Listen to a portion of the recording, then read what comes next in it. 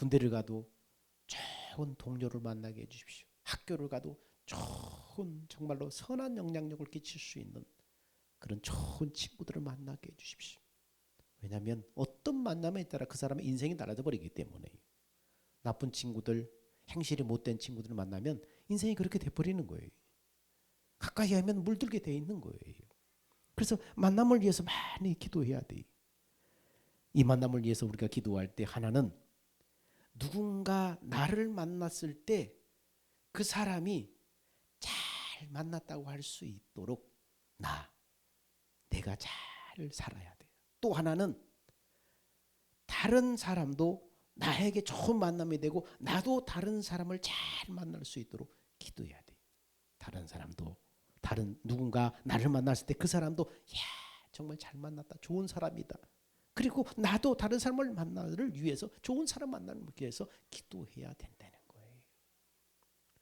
이제 우리는 한 해를 결산하는 끝자락에서 이제 성탄절을 맞이하게 됐어요.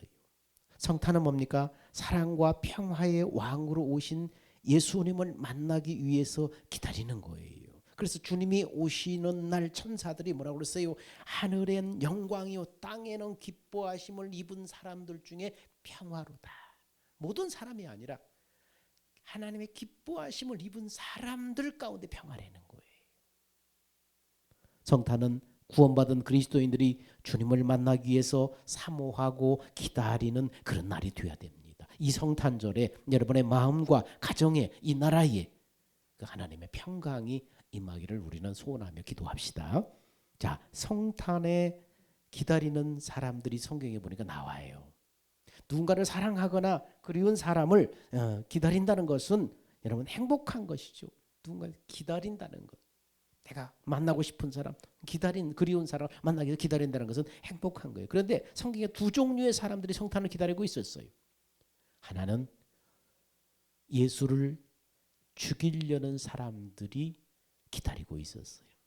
또 하나는 하나님의 약속한 그 메시아로 예수를 기다리는 사람들이 있었고 그 메시아가 나타나면 죽이려고 하는 사람들이 있었다는 것입니다. 똑같이 기다렸지만 기다리면 목적이 전혀 다르죠. 지금 이 시대에도 성탄을 맞는 사람들의 목적이 서로 다를 수 있어요. 이 성탄절에 사람들이 여러분 이 성탄절을 기다리는 또 성탄을 맞는 사람들의 목적이 다 다를 수 있어요. 오늘 어떤 사람들이 기다리고 있습니까? 성경에 보니까 예수를 죽이려고 기다리던 헤롯이 있었어요. 헤롯 왕이 있었어요. 마태복음 2장 7절에 보니까 이에 헤롯이 가만히 박사들을 불러 별이 나타나는 때를 자세히 묻고 베들레헴으로 보내며 이르되 가서 아기에 대하여 자세히 알아보고 찾거든 내게 구하여 나도 가서 그에게 경배하게 하라. 여러분 헤롯이 예수님 찾거든 나한테도 알려줘서 나도 가서 경배하게 하라. 진짜 경배하고 싶어서 그런 것이 아니라 이 메시아로 태어난 그 예수가 자기 왕권을 위협할까 봐서 그를 찾아서 죽이려고 하려는 거예요. 헤롯은 아주 당시에 사악한 왕이었어요. 헤롯은 박사들을 베들레헴으로 보내면서 정보를 받아서 예수를 죽이려고 기다리는 사람이었습니다. 그래서 헤롯의 기다림은 아주 불행한 기다림이었죠. 그래서 2장 16절에 보니까 이렇게 말해요. 자, 우리 소리내서 한번 읽어볼까요? 시작. 이에 헤롯이 박사들에게 속은 줄 알고 심히 노하여 사람을 보내요. 베들레헴과 그 모든 지경 안에 있는 산의 아이를 박사들에게 자세히 알아본 그때를 기준하여 2살부터 그 아래로 다 죽이니. 역사학자들에 의하면 헤롯은 자신의 권력을 유지하기 위해서 자신의 아내도 죽이고 장모도 독살하고 심지어는 자기의 새 아들까지도 자기 왕권에 위협이 될까 봐서 죽여버려요. 아내도 죽이고 장모도 죽이고 아들도 다 죽여버려요. 이런 헤롯이 예수를 죽이려고 할 때 어떻게 했습니까? 하나님은 동방박사들을 꿈에 역사해서 헤롯에게 돌아가지 말아라. 헤롯에게 돌아가지 말아라. 예수를 만나서 경배하고 돌아가려는 동방박사들을 꿈에 하나님이 천사들을 통해서 헤롯에게 돌아가지 말고 바로 가라. 그렇게 지시를 합니다. 그리고 나 동방박사들은 예수를 만난 다음에 하나님의 지시대로 헤롯을 만나지 않고 돌아갔어요. 그러자 아무리 기다려도 소식이 없으니까 알아보니까 어떻게 해요? 동방 박사들이 그냥 가버렸다는 거예요. 이에 속은 줄 알고 심히 놓아서 예수님의 탄생을 기점으로 해서 2살 아기들은 다 수소문을 해서 다 죽여버리는, 다 살해해버리는 거예요. 그러니까 동방 박사들이 아기 예수를 만나고 돌아간 때가 한참 지났죠. 그러니까 한참을 기다려도 소식이 없으니까 당시에는 뭐 통신이 발달된 것도 아니고 대략 짐작 잡아서 2살 아래 아이들을 다 찾아서 죽여라 했던 것을 봐서 상당한 시간이 흘렀을 것으로 예상이 됩니다. 자, 이런 헤롯이 예수님의 탄생을 기다렸다는 것입니다. 기다림의 목적은 뭐예요? 예수를 죽이려는 불행한 기다림이었어요. 그 후에 헤롯은 어떻게 됐어요? 이 불행한 기다림, 잘못된 이 기다림, 하나님의 나중에 자신의 교만이 극기에 달해가지고 하나님의 영광을 가로채면서 하나님께서 어떻게 해요? 그가 충이 먹어 죽었더라 그렇게 말하고 있어요. 근데 어떤 건 자세히 말하지만은 이 충이 먹어서 죽었다 그렇게 비참한 말로를 맞이했다는 것을 성경에 기록하고 있어요. 잘못된 기다림, 잘못된 만남, 불행한 기다림, 목적이 빗나간 기다림의 결과는 이렇게 비참하게 끝나버리는 것입니다. 오늘날도 성탄을 기다리는 사람들이 여러 종류가 있습니다. 자, 성탄을 기다리는데, 성탄절을 기다리는데 이건 대목이잖아요. 1년에 한 번 돌아오는 대목이잖아요. 그래서 돈 벌기 위한 목적으로 성탄을 기다립니다. 해외 여행의 비행기 예약이 벌써 꽉 차요. 성탄이 오기 전에 벌써 꽉 매진이에요. 호텔, 식당, 카페, 펜션, 경제가 어렵지 하여도 단체 예약이 성수기를 맞이하고 있어요. 이 하루를, 이 날을 정말 기쁘게 막 육신적으로 즐기기 위해서 다 예약해 놓은 거예요. 연말 영시 겹쳐가지고 그냥 다 예약이 끝난 거예요. 지금도 이스라엘 유대인들은 예수를 믿지 않지만은 수많은 순례객들을 기다리고 맞이합니다. 그러나 이들의 기다림은 뭐예요? 돈 벌기 위한 기다림이에요. 크리스마스 성탄은 예수 그리스도의 거룩한 탄생입니다. 성탄의 목적을 바로 알아야 합니다. 목적이 빗나간 기다림은 불행한 기다림이 되는 거예요. 우리가 성탄을 기다리는 것은 헤롯 같은 기다림도 돈 벌기 위한 기다림도 아닙니다. 우리의 기다림은 우리의 죄를, 우리의 저주를 구원하시는, 우리를 죄와 저주에서 구원하시는 하나님의 약속한 메시아를 기다리는 거예요. 그분이 바로 에덴 동산에서부터 하나님이 약속하셨던 메시아, 우리의 죄와 저주를 대속하기 위해서, 우리를 그 속에서 구원해내기 위해서 하나님이 약속한 그 메시아, 족장과 선지자를 통해서 계속 예언했던 그 메시아, 그 메시아가 오기를 기다리는 것입니다. 그 기다림이었어요. 구약의 성도들도 그 기다림이었어요. 우리에게 생명과 우리의 평화와 기쁨을 주러 오신 예수를 기다리는 거예요. 그리고 오늘 우리는 예수님이 오셔서 십자가 사역으로 완성하신, 그리고 그 이후에 성령 받아서 사는 사람들, 우리는 뭡니까? 예수님이 하늘로 승천하시면서 내가 하늘로 가신 본 그대로 오리라 약속하시잖아요. 이제는 다시 오실 재림의 예수를 우리는 기다리는 거예요. 구약의 사람들은 하나님의 약속해서 우리를 죄와 저주에서 구원하실 메시아를 기다렸지만 이제 그 예수님이 역사 속에 들어오셔서 당신의 이 고난과 죽음으로 우리를 죄와 저주에서 구원하시고 우리의 이 구원을 완성하시고 십자가 이제 하늘로 올라가셨어요. 뭐라고요? 다시 오실 예수님. 너희가 하늘로 올라가신 본 그대로 예수가 오리라. 올라가시는 다시 재림하실 예수 그리스도를 우리는 기다리고 있는 거예요. 성탄을 기다릴 때 우리는 두 가지, 이 성탄의 의미를 깊이 생각하고 이제는 다시 오실 예수님을 맞이할 수 있도록 기다리는 거예요. 이것이 성탄의 목적입니다. 다시 오실 재림의 주님을 기다리는 사람들, 다시 오실 주님을 맞이할 준비를 하는 사람들, 나는 다시 오실 예수님을 맞이할 준비를 하고 있는가? 메시아를 기다리는 동방박사들이 있었죠. 마태복음 2장 9절에 자, 동방박사들에 대해서 이렇게 기록하고 있습니다. 2장 9절에서 12절 말씀인데 우리 소리내서 한번 읽어봅시다. 자, 고개 들고 시작. 박사들이 왕의 말을 듣고 갈새 동방에서 보던 그 별이 문득 앞서 인도하여 가다가 아기 있는 곳 위에 머물러 서 있는지라. 그들이 별을 보고 매우 크게 기뻐하고 기뻐하더라. 집에 들어가 아기와 그의 어머니 마리아가 함께 있는 것을 보고 엎드려 아기께 경배하고 보배함을 열어 황금과 유황과 몰약을 예물로 드리니라. 자, 그다음에 12절. 그들은 꿈에 헤로데게로 돌아가지 말라 지시하심을 받아 다른 길로 고국에 돌아가니라. 이들이 메시아를 사모하면서 동방의 먼 나라에 온 박사들입니다. 동방 박사, 이 사람들은 누구였을까요? 창세기 2장 8절에 보니까 하나님께서 동방에 에덴 동산을 창설하셨다고 말씀하고 있어요. 요즘에 유튜브에 그런 고고학자들이 그런 영상들이 많이 지금 돌아다니더라고요. 고대 사본을 어떤 고고학자들이 발견했는데 그 고대 사본에 에덴 동산에 대해서 집필한 것이 있는데 사계절이 뚜렷한 그런 나라였다고, 지역이었다고 얘기하는 거예요. 사계절이 뚜렷한, 그 다음에 바다와 육지에 인접해 있는 곳, 그곳이 바로 에덴 동산이었다고 거기에 고대 사본에 기록이 되어 있다는 거예요. 그래서 사람들이 사계절이 뚜렷한 나라는 이 아시아인데 그리고 바다와 인접해 있는 그런 나라는 대한민국인데 이 한국이 에덴이 아니었을까? 너무나 일치하는 부분들이 많이 있는 거예요.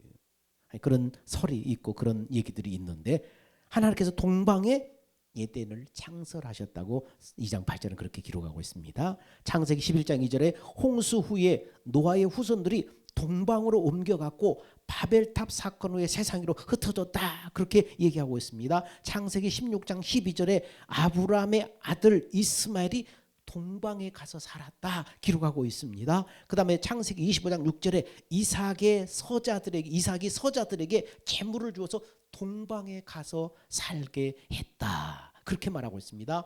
민수기 24장 17절에 한 별이 야곱에게서 나오고 한 올이 이스라엘에게서 나온다, 이렇게 예언하고 있습니다. 그러므로 이들은, 동방박사는 믿음의 족장들을 통해서 전해지는 성경의 예언과 하나님의 약속을 전해 들었을 거예요. 그 당시에는 어떻습니까? 이 하나님의 약속과 복음이 누구를 통해서 증거되고 전해졌어요? 족장들과 선지자들을 통해서 그 시대마다 다 전해진 거예요. 입으로 전해지고 전파된 거예요. 그리고 이 흐르는 세월 속에 희미해졌지만 성경의 예언과 그 약속이 사람들의 입을 통해서 계속 전해졌을 것이고, 그리고 이들 중에 경건하게 성경의 예언과 하나님의 약속을 연구하며 기다리는 사람들이 있었다는 것입니다. 이들은 누구냐? 동방박사였을 것이다, 이렇게 성경학자들은 이렇게 연구하고 있습니다. 이들이 별들의 인도를 받았습니다. 마태복음 2장 9절에 보니까 박사들이 왕의 말을 듣고 갈새 동방에서 보면 그 별이 문득 앞서 인도하여 가다가 여기 있는 곳 위에 머물러, 악이 있는 곳 위에 머물러 서 있는지라. 그들이 별을 보고 매우 기뻐하였더라. 동방에서부터 계속해서 별의 인도를 따라서 왔는데 예루살렘 근처 와서 별이 사라져 버린 거예요. 그런데 동방에서 보던 그 별이 문득 바로 아기 예수 있는 곳으로 인도해서 거기에서 딱 머물러 쓰더라는 거예요.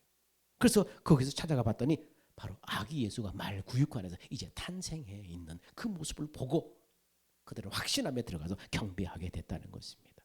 동방에서부터 떠오른 별이 베들레헴까지 인도하셨다는 거예요. 하나님은 전능하신 하나님이시죠.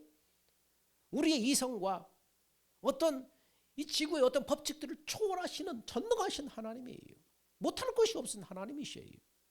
그렇기 때문에 별들을 통해서 인도하셨다는 것은 우리가 하나님의 권능과 능력으로 그들이 예수를 만날 수 있도록 인도하셨다는 것을 우리는 확신하게 됩니다. 동방박사들은 성경의 예언을 따라서 예수님의 탄생을 맞이하려고 베들레헴을 찾은 사람들입니다. 이들은 예수를 메시아로 기다렸고 예수를 경배하기 위해서 먼 곳에서 동방에서부터 찾아온 사람들입니다. 동방에서부터 별이 앞서 인도하여 가다가 베들레헴 예수님이 탄생한 곳에 머물러 섰습니다. 여러분, 하나님은 주님을 사모하고 찾아온 이 동방박사들의 길을 별을 통해서 베들레헴까지 인도해 주시는 것입니다.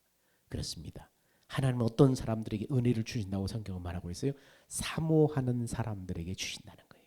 사모하는 사람들, 은혜를 사모하고 은혜 받기를 사모하고 그런 사람들에게 주는 거예요.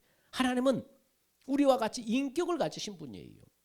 예배 시간에 그냥 막 집중하지도 않고 관심도 없고 그런 사람한테 하나님의 은혜가 임하는 것이 아니라 사모하고 기다리는 사람에게 주는 거예요. 여러분 그게 인지상정이잖아요. 사람도 그렇잖아요. 내가 뭔가 선물을 하나 줄 때 고맙습니다. 감사합니다. 좋아라. 그러면 다음에 어떻게 또 주고 싶잖아요. 근데 선물을 받아도 네 고마워요. 이러면 주고 싶어요? 안 주고 싶은 거예요. 인격을 가진 사람도 그런데 하나님도 인격의 분이신데 하나님 주신 은혜 받고 싶다. 하나님의 그 은혜 내가 갈망한다. 사모하는 사람에게 하나님 은혜 주신다는 거예요. 사모하는 영혼을 하나님이 만족해 하신다고 성경 말씀하고 있습니다. 하나님께서 우리의 인생길도 인도해 주시는 것을 여러분 믿으시기 바랍니다. 하나님은 믿음으로 살려고 할 때 어떤 방법을 통해서라도 선한 길로 인도해 주신다고 성경은 말하고 있어요. 내 길을 여호와께 맡겨라. 하나님은 그랬잖아요. 그러면 내 길을 지도하시라고 그랬잖아요. 하나님을 의탁하고 맡길 때 하나님이 인도해 주신다는 거예요. 내 방법대로 막 두 가지 길을 헤매는 것이 아니라 주님밖에 없습니다. 내 인생의 기로에서 주님만이 내 인생의 길에서 참된 한내자입니다. 주님을 의탁할 때에 주님께서는 갈 길을 가르쳐 보이고 주목하여 훈계하리라 약속하셨습니다. 여러분 진정 하나님 편에 내가 서 있다면은 그 길이 바로 하나님의 인도하시는 길인 것을 여러분 믿으시기 바랍니다. 지금 하나님의 인도 가운데 있다는 것은 내가 하나님과의 좋은 관계 속에서 내가 하나님 편에 서 있다면은 내가 지금 가고 있는 이 길이 하나님의 인도 속에 있다는 사실을 여러분 믿으셔야 하는 것입니다. 여러분이 원치 않다고 마음에 안 든다고 아니라 하나님의 지금 인도 속에 여러분이 있다는 것을 믿으셔야 돼요. 내가 하나님 편에서 하나님과의 관계 속에 내가 있다면은 조엘 오스틴이 쓴 책에 이런 간증이 있어요. 야구 선수 출신 두 사람이 선교를 위해서 케냐 비행기에 몸을 실었습니다. 자신들의 삶을 하나님 앞에 사용해 달라고 하나님 앞에 간절하게 기도했습니다. 그들은. 그리고 출발했습니다. 그런데 런던에 착륙할 즈음에 안개가 너무 끼어서 비행기를 갈아타야 되는데 비행기가 2시간이나 제자를 맴도는 바람에 다음 비행기를 갈아타지 못했어요. 다음 비행기를 타려면 8시간, 9시간을 또 이 공항에서 기다려야 돼. 그래서 그들은 하나님을 이해할 수 없었어요. 순조로운 선교 여행을 해달라고 그렇게 간절히 기도했는데 이게 뭐냐. 마침내 다음 비행기를 탔더니 이번에는 자리가 없어서 조종석 바로 뒷자리에 앉게 되었어요. 그런데 얼마쯤 가다가 비행기가 급강하를 하더니 전속력으로 막 곤두박질을 치는 거예요. 기내의 모든 승객들이 막 비명을 지르면서 승무원들은 막 승객들을 안심시키려고 여기저기 막 뛰어다니고 난리가 있습니다. 난리가 아닙니다. 그런데 이런 분위기 속에서 저들은 정신을 가다듬고 하나님 앞에 기도했습니다. 바로 그때 조종석에서 막 비명소리가 막 들려오는 거예요. 그래서 조종석 바로 뒤에 앉았었기 때문에 뭔 일인가 하고 문을 열어봤더니 몸이 거구인 이 테러리스트들이 조종석을 막 공격하고 있는 거예요. 이걸 비행기를 뺏으려고. 그래서 이 야구 선수 출신의 이 두 남자가 얼마나 건장해요. 테러범에게 달려들어 몸싸움 끝에 이들을 땅에 눕히고 밖으로 끌어냈습니다. 소동이 진정되었을 때 비행기의 고도는 3,000피트, 약 10km에서 약 4,000피트까지 떨어진 상태에 막 곤두박질 치고 있어요. 거의 한 1km밖에 안 남았어요. 땅으로 곤두박질 치고 있어요. 몇 초면 가서 땅에 곤두박질 추락할 지경이에요. 조종사들이 조종석에 다시 앉지 않았다면 비행기는 순식간에 땅으로 추락해서 그 안에 수많은 사람들이 다 산화돼 버릴 뻔했어요. 그제서야 그들은 하나님의 뜻을 알게 됐습니다. 하나님이 두 야구 선수들을 이 지연시킨 데 비행기를 지연시킨 데는 다 이유가 있었어요. 그리고 또 하나님이 비행기를 구하시려고 그들을 조종석 바로 뒤쪽에 앉히신 것도 하나님의 뜻이었다는 걸 알게 됐어요. 그 자리가 조종석 바로 뒷자리가 비좁고 불편한 자리. 근데 넓은 자리 다 없고 거기밖에 없기 때문에 할 수 없이 그곳에 앉아 있는데 하나님이 비행기를 지연시킨 것도 그들이 앉을 자리가 없어 조종석 뒤편에 좁게 불편하게 그곳에 앉게 하신 것도 다 하나님의 뜻이 있었구나. 그때 깨닫게 됐다는 것입니다. 그렇습니다. 하나님은 우리의 미래까지도 포함해서 모든 일을 알고 계시고 계획하시는 분이에요. 우리가 우리의 이성보다도 더 큰 그림을 그리고 계시는 분이 하나님이시에요. 내가 가는 길이 하나님 왜 이래요? 내가 선한 마음을 가지고 선교를 하려고 그러는데 왜 비행기를 연착시키고 못하게 하고 불편한 자리에 앉게 하시고 왜 그러는 거예요? 그러나 내가 하나님 편에 서 있다면 내가 가는 이 길이 뭡니까? 하나님의 뜻 가운데 있다는 사실을 믿으셔야 됩니다. 진정한 믿음 안에는 항상 하나님의 인도하심이 있음을 여러분 믿으시기 바랍니다. 하나님은 별을 통해서라도 동방 박사들을 인도해 주셨어요. 하물며 하나님이 어찌 동방 박사들만 인도하시겠느냐? 우리의 가는 인생길도 하나님이 반드시 인도하신다는 사실을 여러분 믿으시기 바랍니다. 하나님은 동방 박사들이 겸손히 예수님께 경배한 것을 기록하고 있습니다. 2장 11절에 보니까 이렇게 기록하고 있어요. 박사들이 왕의 말을 듣고 갈새 동방에서 보던 그 별이 문득 앞서 인도하여 가다가 악이 있는 곳 위에 머물러 서 있는지라. 자, 2장 11절인데 어디가 버렸냐? 2장 11절. 집에 들어가 아기와 그 어머니 마리아와 함께 있는 것을 보고 엎드려 아기에게 경배하고 보배함을 열어 황금과 유황과 몰약을 예물로 드리니라. 그 당시 동방에서 온 박사들은 누구였냐면 당시로 따지면 최고의 지성인들이었어요. 최고의 지성인이고 학자들이었어요. 천문을 연구했다는 것은 최고의 지성인들이고 학자들입니다. 그런데 이들은 말구에 있는 아기였지만은 여러분 냄새나는 소 마구간이에요. 똥 냄새나고 지저분한 곳이에요. 근데 그 마귀의 이 말 먹는 먹이통에 아기 예수가 지금 탄생해서 지금 천에 쌓여서 누워 있단 말이에요. 근데 말구에 누워 있는 아기였지만은 그들의 신부는 지성인이고 최고의 학자였지만 그럼에도 불구하고 엎드려서 아기 예수께 경배했다는 거예요. 이것은 뭘 말해요? 겸손한 자세를 말하는 거예요. 예수님 앞에 겸손한 자세, 하나님 앞에 겸손한 자세. 동방 박사들은 여러분 믿음의 사람이라고 할 수 있습니다. 영적으로 영이 열린 사람이라고 할 수 있어요. 분별력 있는 지혜자라고 할 수 있어요. 그럼에도 불구하고 그들은 어떻습니까? 말구에서 태어났지만은 이분이 장차 인간을 구원한 하나님의 약속한 그런 메시아인 것을 분별할 줄 아는 사람들이었다는 것입니다. 이스라엘 가면 예수님 탄생 교회라는 곳이 있다고 그러는데 엄청나게 큰 교회래요. 그런데 들어가는 문의 높이는 1m밖에 안 된대요. 출입문이. 그래서 엎드리지 않고는 교회 안에 들어갈 수가 없도록 그렇게 만들었다는 거예요. 여러분 무엇을 교훈하려고 이렇게 문을 1m밖에 안 되게끔 만들었을까요? 정말로 주님께 경배하기를 원하는 사람은 낮아져야 된다.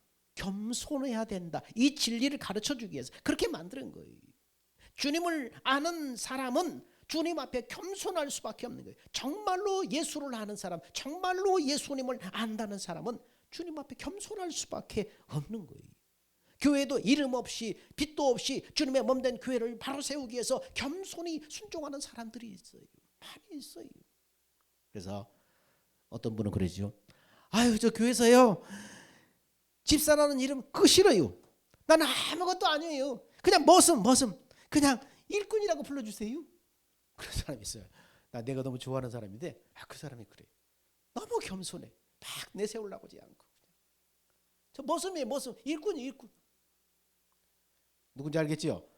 사도 바울도 주님을 만나서 변화받은 이후에 자신을 어떻게 표현했어요? 만삭되지 못한 칠삭둥이, 팔삭둥이 같다고 했어요. 만삭되지 못한 자. 우리 말로 말하면 칠삭둥이, 팔삭둥이, 영감 모자란 사람이라고 그렇게 말한 거예요. 그리고 바울은 뭘 자랑했어요? 나의 약한 것, 부족한 것을 자랑한다. 내가 자랑할 것은 십자가에 못 박힌 예수 그리스도만 자랑하겠다.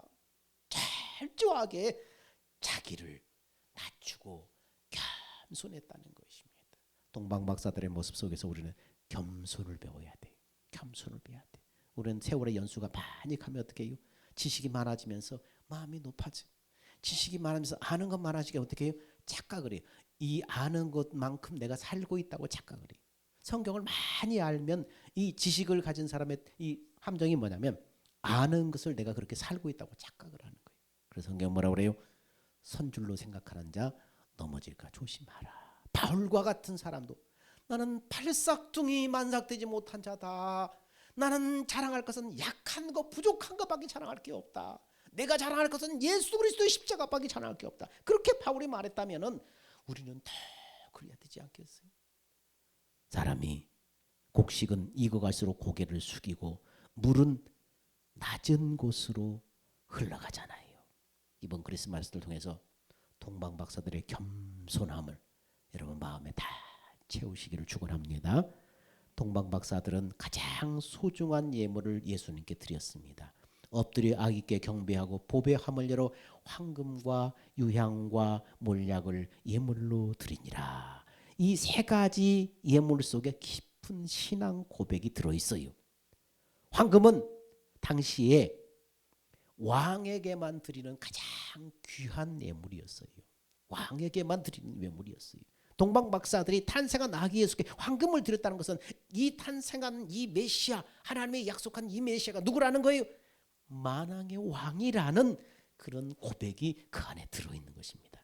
여러분, 가장 귀한, 정말 왕에게만 드릴 수 있는 이 귀한 것, 여러분에게 가장 황금처럼 귀한 것이 뭘까요? 주님이 쓰시겠다 할 때 내려놓을 수 있는가? 그분이 쓰시겠다 내려놓을 수 있는가? 그분께 드릴 수 있는가? 내가 정말 내 손에 꽉 움켜쥐고 이것만은 내가 끝까지 붙잡고 싶은 가장 귀한 것, 왕이신 그분께서 쓰시겠다 하실 때 내려놓을 수 있는 믿음의 사람들이 되기를 축원합니다. 또 하나의 예물은 뭡니까? 유향이에요. 유향은 그 당시에 제사장에게만 드리는 예물이었어요. 제사장은 하나님과 사람 사이에 중보적인 제사를 드릴 때 유향을 뿌렸다는 것입니다. 바로 동방박사들은 예수님을 하나님과 인간 사이를 중보하는 대제사장으로 고백했다는 거예요. 그들이 정말 알고 드렸는지 모르겠는지 모르지만 이 유향이 드렸다는 이 고백 속에는 예수 그리스도가 바로 하나님과 인간 사이의 중보자다. 죄인 우리와 하나님 사이에 중재하는, 화해시키는 제사장이다. 이런 고백이 들어있습니다. 오늘 우리에게 예수님은 어떤 분입니까? 새 언약의 중보자로 믿는 자에게 오셨다고 성경은 기록하고 있습니다. 예수님은 천국에 대한 복된 소식을 믿는 자들에게 천국 복음의 새 언약을 우리 안에 이루어 주시려고 오신 새 언약의 중보자다고 성경은 말하고 있어요. 새 언약의 중보자. 하나님이 약속하신 이 인간의 육신의 생명으로는 알 수 없으니까, 너희가 육신의 생명으로는 아무리 성경에 약속한 복되는 것이 많이 있다고 할지라도 이 말씀대로 살지 못하다. 왜? 본질 자체가 이 타락한 인간의 본성, 육신의 생명을 가지고 있기 때문에. 그래서 예수님이 바로 하나님께서 인생의 몸으로 여자의 우선으로 오셔서 이 모든 죄와 저주를 대신 담당하시고 생명 자체를 바꿔주시겠다. 그 생명으로 살면은 너는 하나님의 복된 말씀대로 살아서 네가 복을 받고 자손의 복을 받고 천국에서 영생할 수 있게 된다. 이 약속, 이 새 언약을 이루어 주시려고 바로 예수 그리스도께서 이 새 언약의 중보자로 우리 안에 이루어 주시려고 오신 중보자라는 사실, 제사장이라는 사실을 성경 속에서 이 유향을 통해서 우리에게 계시하고 있는 것입니다. 또 하나는 뭡니까? 몰약을 드렸다는 거예요. 몰약은 뭡니까? 시체에 바르는 방부제예요. 요한복음 19장 30절에 보니까 니고데모가 예수님을 무덤에 장사할 때 몰약과 침향을 가져왔다고 기록하고 있습니다. 이것은 예수님이 우리의 죄와 저주와 지옥의 형벌을 대속하여 십자가의 고난과 죽임을 당하시고 사망에 썩지 않으시고 우리의 의롭다 하심을 위해서 다시 부활하실 것을 예표하는 거예요. 이 고백 속에는, 이 예물 속에 이런 고백이 들어있는 거예요. 그래서 주님이 십자가에 흘려주신 그 보혈은 영원히 쏟지 않는 생명의 몰약과 같은 거예요. 그래서 우리는 예수 그리스도의 십자가를 붙들어야 돼. 예수 그리스도, 이 몰약이 바로 죽음에 썩지 않고 부활한다. 이 부활신앙, 이 몰약 속에는 그게 들어있는 거예요. 예수님이 나를 위해 죽으시고 부활하신다.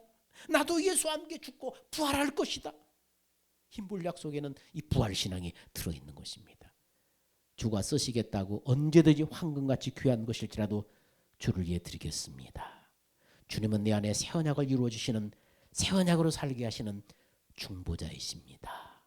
나를 위한 주님의 대속의 보혈은 주님과 함께 죽고 십자가에 함께 살게 하는 영생의 몰약입니다. 우리는 동방박사들 황금과 유향과 몰약을 못 들을지라도 이런 신앙 고백이 우리 안에 새겨져야 합니다. 우리는 이 시대에 주님의 성탄을 맞이하면서 또 다시 오실 주님을 기다리면서 주님께 무엇을 드려야 할까요? 무엇을 주님이 가장 기뻐하실까요? 황금과 유황과 몰약은 예수님이 다 완성해 버리셨어요. 그분은 왕으로 오셨어요. 그분은 대제사장으로 오셨어요. 그분은 십자가의 죽음과 부활로 완성하셨어요. 오늘 다시 오신 예수님께 우리는 뭘 드려야 될까요? 주님은 영혼을 구원하려고 이 땅에 인간의 몸으로 오셨어요. 영혼을 구원하려고 십자가에 고난당하시고 죽으시고 부활하셨어요. 그러므로 영혼 구원하는 일보다 주님을 더 기쁘시게 하는 예물이 없어요. 이게 주님이 가장 기뻐하는 예물이에요. 여러분의 몸을, 여러분의 재능과 소유를 영혼 구원하는 일에 이렇게 사용되어지기를 예수 이름으로 축원합니다. 여러분, 한 해의 끝자락에서 이제 다시 오실 주님을 기다리는 성탄이 돼야 돼요. 2000년 전 주님을 모신 성탄이 말구이였다면 오늘날 성탄은 우리의 마음과 삶의 현장이 되어야 됩니다. 바로 이곳에서 주님이 임하셔서 거짓과 불의와 어둠을 몰아내고 참된 평화와 생명과 기쁨이 들어오는 이런 성탄이 다 되시기를 주 이름으로 축원합니다. 기도하겠습니다. 사랑과 은혜가 풍성하신 아버지 하나님, 성탄을 기다리는 나의 기다림은 어떤 기다림입니까? 성탄의 목적을 바로 알고 성탄을 맞이하는 사람들이 되게 하여 주옵소서. 동방박사들처럼 삶에서 주님을 사모하는 신앙인이 되겠습니다. 진정한 믿음 안에서 하나님의 인도하심이 있음을 잊지 않겠습니다. 성탄의 동방박사들이 황금과 유황과 몰약을 드렸다면 우리는 다시 오실 주님 앞에 무엇을 준비할까요?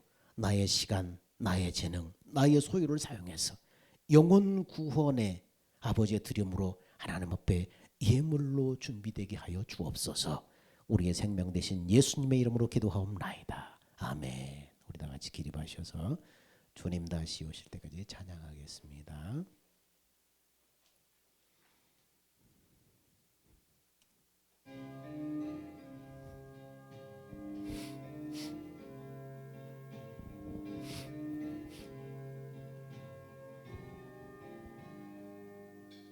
주님 다시 오실 때까지 나는 이 길을 가리라. 좁은 문, 좁은 길, 나의 십자가 지고 나의 가는 이 길 끝에서 나는 주님을 보리라. 영광의 내 주님 나를 맞아 주시리. 주님 다시 오실 때까지 나는 일어나 달려가리라. 주의 영광 온 땅 덮을 때 나는 일어나 노래하래. 내 사모하는 주님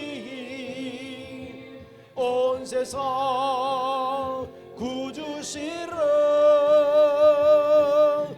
내 사모하는 주님 영광의 왕이시라.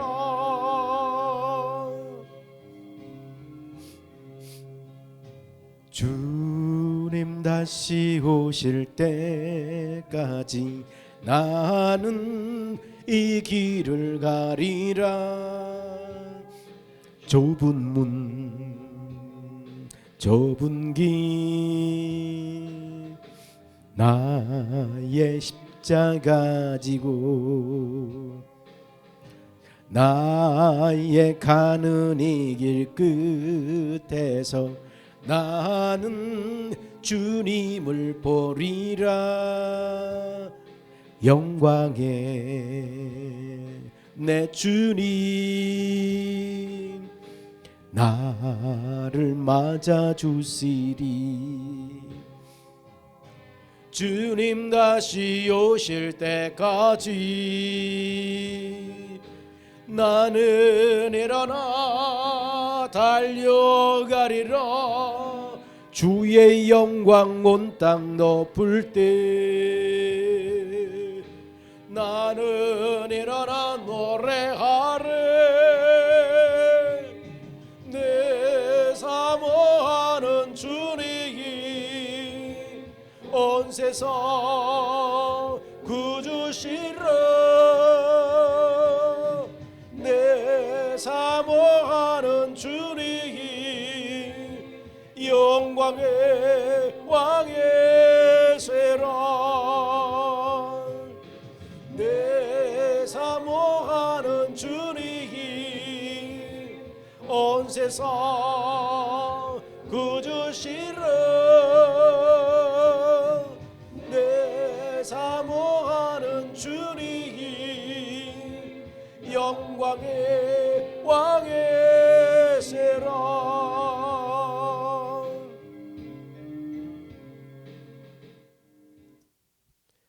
이제는 우리 주 예수 그리스도의 은혜와 하나님의 사랑하심과 성령의 내주하시고 교통하시고 인도하심이 성탄을 맞으며 다시 오실 주님을 기다리는, 그래서 무엇을 주님께 예물을 준비할까 마음에 새기는 사랑하는 성도들의 삶과 삶의 현장 속에 이제로부터 영원 무궁토록 함께 있을지어다. 아멘.